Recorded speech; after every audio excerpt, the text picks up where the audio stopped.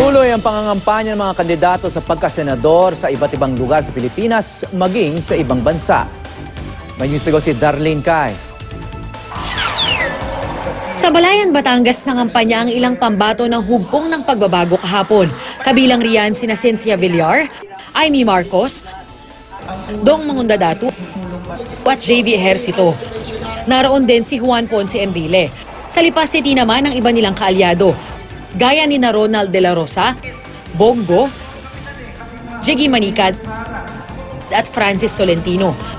Sa Calamba, Laguna naman ang kampanya nitong Sabado sina Sonny Angara, Jinggoy Estrada, Bong Revilla. Sa mga Pilipino sa Hong Kong, nanuyo ang mga kandidato ng 8 diretso na sina Samira Gutok, Florin Hilbay, Romulo Macalintal, Erin Tanyada at Shell Jokno. Nagikot naman sa Laguna si Gary Alejano, si Bam Aquino sa San Jose Occidental, Mindoro, si Rafi Alunan sa Dumaguete City, Negros Oriental, si Nancy Binay sa Bangued Abrac, Nery Colmenares sa Bacolod City, Negros Occidental. Dumalo naman sa isang forum sa Baclaran Church sina Glenn Chong, Ding Generoso at Dan Roleda at Elmer Francisco na noong isang linggo ay nasa pirmahan ng kasunduan para sa modernized jeepney.